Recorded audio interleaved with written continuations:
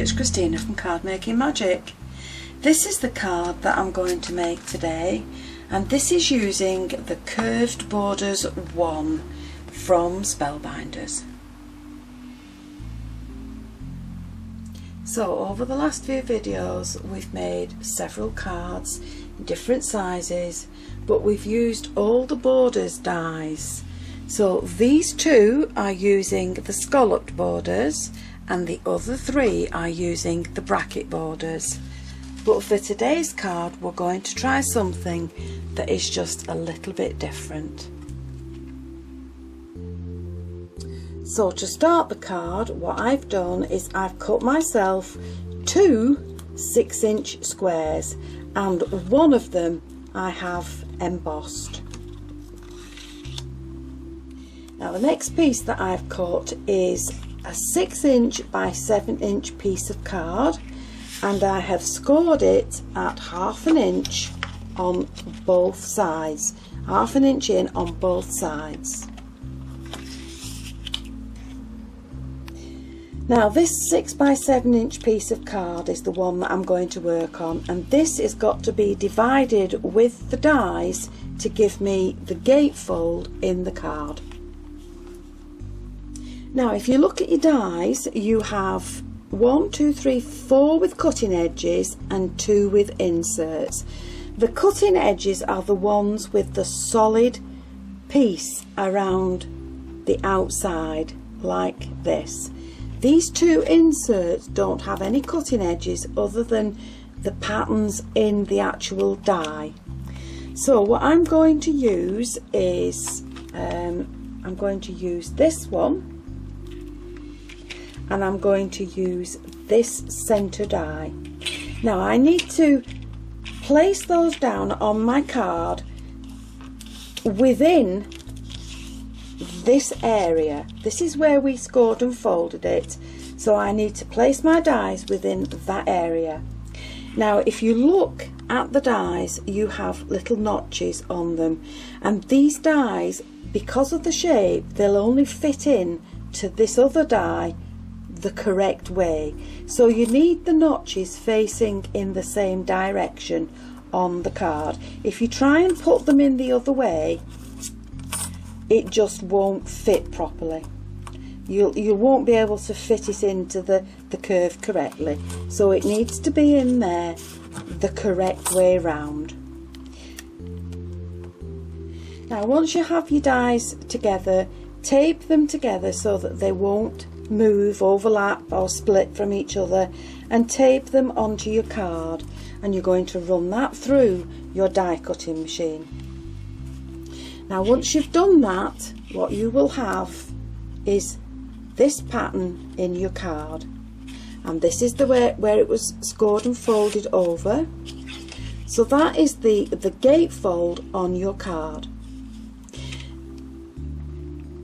Now what I've also done is chosen a piece of paper, and this is just a sheet from a 6-inch paper pad, and I've used just the plain edge die, and I'm keeping the notches the same way as the others were going, and all I've done is die cut that so that I have two separate pieces of my paper.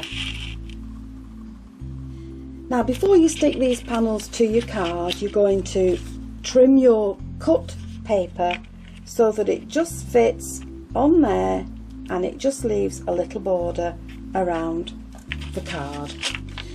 Now once you have your paper glued on them, take your embossed 6-inch panel, and all you're going to do is fit these around this panel. So I'm going to put glue down there, and I'm going to pop that inside there, and I'm going to do the same on the other side, so that the workings there now will be on the back of this panel and they won't show. Now once you've got these glued in place, get your other 6-inch panel and you're going to fasten those two together. But before I do that, I'm going to put some ribbon in between. So I'm going to put the ribbon along there. You can tape that in place if you wish, but I'm going to then glue those together, and then once they're glued, all the workings and the ribbons are hidden inside those panels. So once the ribbon's in place, I've taken the largest die from Labels 18 and I've cut myself a shape, but before I've done that I've stamped and embossed it. Then I've taken the white card and I've just placed it on some matching paper and simply cut around the shape, and that gives me a faux nested sentiment, and that's going to sit in the centre of my card.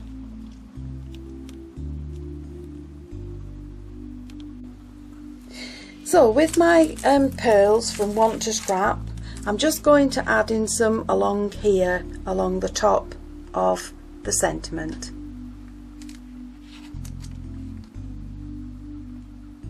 Now to keep the ribbon in place, I've added some double-sided tape just along here. I'm just going to press the ribbon down onto the tape and I'm going to loop it through one of the patterns along the side, and that will just keep that sitting quite nicely along there. So I've also got a pearl flourish from Want to Scrap, and I'm just cutting this up so that it fits onto the side of my card.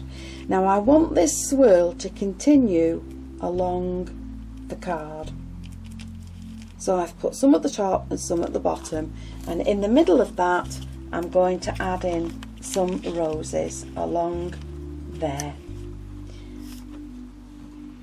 So with my flowers in place, I'm going to use the same pearly bling from the inside, and I'm going to add some down the left hand side of the card. So I'm just going to place that along there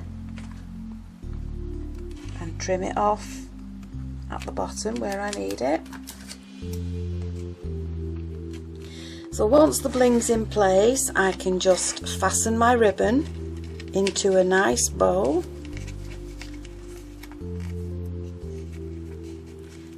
and then the last thing to do is just add some sparkle to the flowers, and that will be the card finished. So with everything in place now, the last thing to do is just to sparkle up these flowers. So I've added in my glue and I'm just going to sprinkle some glitter on it. And there we have a very pretty gatefold card. So there you have two cards using the A2 Curved Borders 1. One has the ribbon wrapped around it, the other one has the ribbon on the side. Different colour schemes, but both pretty cards.